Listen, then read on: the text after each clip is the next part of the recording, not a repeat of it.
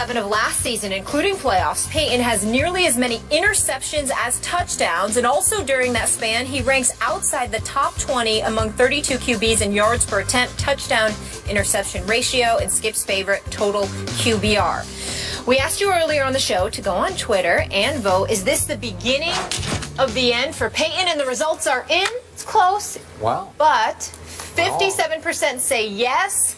42.9 say no. Mark Schlereth is here, former Bronco. We need your answer to this question. Okay. Is this the beginning of the end of Peyton? I should hope so. It's 18 years in the league, right? I mean, at some point it's got to be over. Listen, it's not. I ended up coaching over there during the course of spring training, or during the course of, obviously, of training camp. Yeah. And so Gary Kubiak asked me just to come and be an extra set of eyes, and so I spent a lot of time over there. And this is not hyperbole. Peyton's arm is not what it once was, but it was never great coming in. It was not a supremely, he was never supremely gifted. I saw him throw the ball better this training camp than I've ever seen him throw the ball in the last 3 years I've been hanging out there. That doesn't mean that, you know, he had some miracle elixir and he's fine now. He still has his issues. He still has to throw with anticipation. He's got to be an anticipatory thrower. He's got to have all those things. The real issue here with the Denver Broncos is you're basically amalgamating two separate offenses together. What Peyton Manning has done his entire career, the entirety of his career has been from the line of scrimmage, out of shotgun, essentially orchestrating what play we're going to get into and throwing the ball, and then trying to get into Gary Kubiak's zone run system off of play action. And what you saw was what you saw was an offense that really basically acquiesced to what Peyton wanted to do. I think out of the 70-some-odd plays, over 40, almost 50 of them were out of shotgun. On a play-action offense where you run the football, you ran no play action. They threw 40 times and ran 25 times, just for the record. And by the way, you want to see what this offense is supposed to look like. Now, this is going to have to be a pride-swallowing siege from Peyton Manning, and basically he's going to have to trust in this offense. Otherwise, this is going to be an abject disaster, and it's still going to take several weeks. But what you saw in the fourth quarter, the opening drive, 10 minutes and 56 seconds, I think the first 6 or 7 plays were were from under center. He threw it a 9-yard completion, then it was run, under center. Set up the play action. You're going to have to do that as an offense, and you're going to have to be okay with that. And eventually, this thing will open up. But right now, there's a butting of the heads, and I'm sure behind closed doors, there's a few choice words being thrown around between quarterback and offensive coaching staff. But that's part of actually healthy football relations inside a facility to get those things ironed out and figured out. Okay, Stephen A. brought this up as we opened the show, your very point, and we went back and forth about it. But are you saying that Peyton is under orders not to check out of as many runs under Kubiak? That'll be part of it. Yeah, there'll be. Here's the thing about offensive football. Okay, let me just give you some from my perspective, from playing the offensive line. Here's some things about the offensive line.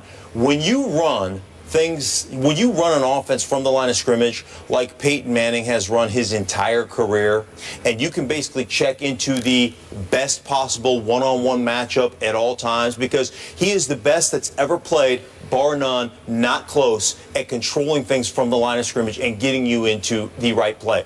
But just because you can do that does not mean that that's the best thing for your offense over the entirety of 4 quarters and over the entirety of a football season. Sometimes you have to relish and understand the beauty of a nasty 2-yard run where snot bubbles are flying and guys are on the ground and legs are getting cut. You've got to understand what that does to a defense, and that's really hard for a guy like Peyton Manning to say, wait a minute, I'm giving up a 2-yard run and I got one-on-one with DT on the outside that I could throw it to. Sure. And you have to be able to come to grips with that, because it's the best thing for the entire offense. For me as an offensive lineman, I understand getting into a no-huddle situation where the quarterback occasionally is calling plays from the line of scrimmage. Okay, I get that.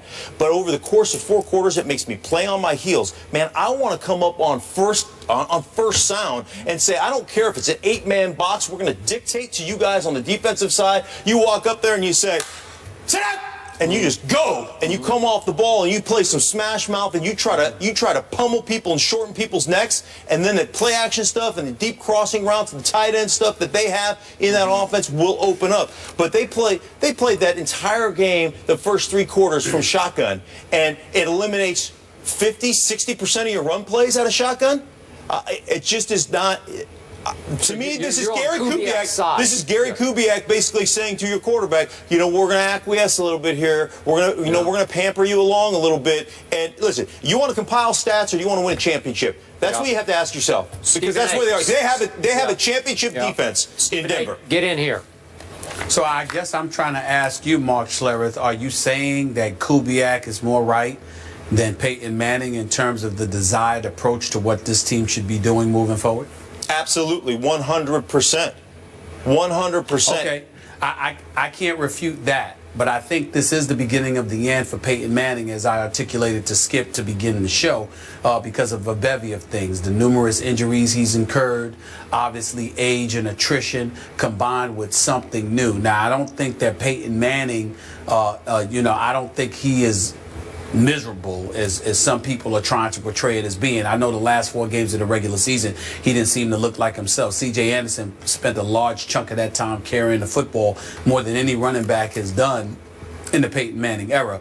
And his performance in the playoffs against Indianapolis obviously was an issue, particularly involving his injured hamstring. But then when you come into this season and you put forth those pedestrian numbers, which is definitely pedestrian for Peyton Manning, I think you have to wonder, how much does he want to do this, or how much longer does he want to do this? Peyton Manning is used to being Peyton Manning.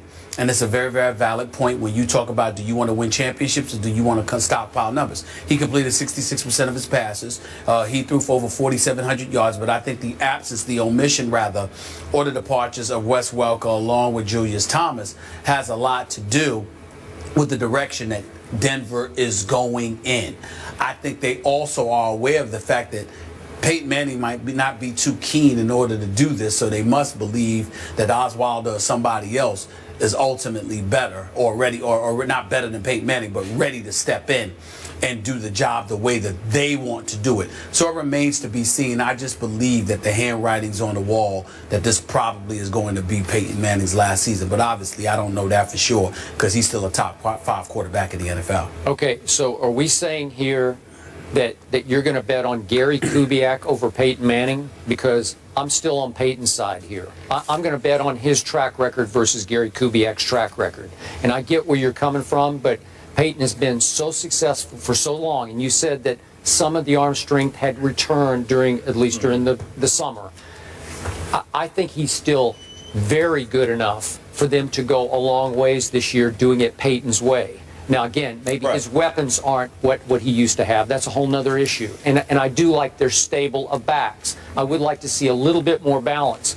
But in the end, I would put the car keys in Peyton's hands before I would put them solely in Kubiak's hands. Right, and you know what would happen to you? You roll into the divisional playoffs and get waxed by a better football team that's more physical, like what always happens to Peyton Manning, except one time in his career. His fault. That's not always his fault. No, but it's the fault of the way you operate that defense when you can't, or that offense, when you can't dictate in the running game, when you can't basically line up in 3rd down and 2 and say we're going to smash it down your throat and there's nothing you can do about it. That's what needs to change. You know what? You'll compile 11-5 and 12-4 record. Put the keys in his hand. But a lot of people would take that, man. Sure, that's pretty good. Okay, well in Denver, I played there, I lived there. It's not about being 12-4. It's about winning a world championship. Okay, but as Peyton said yesterday, do I have to remind everyone that we did win the football game on Sunday? Listen, championship defense, and you talk about some of the departures on the offensive side of the ball.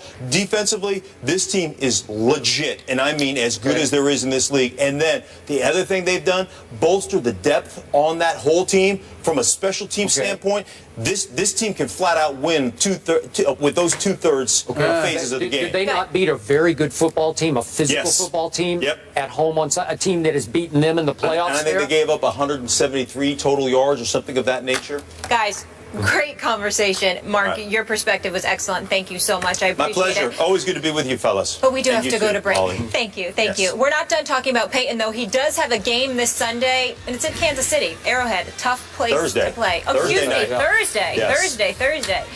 We're going to get into that after the break. Mark, thank you so much. You got it. Put your hands in the air if you're with me. Hold down the fort and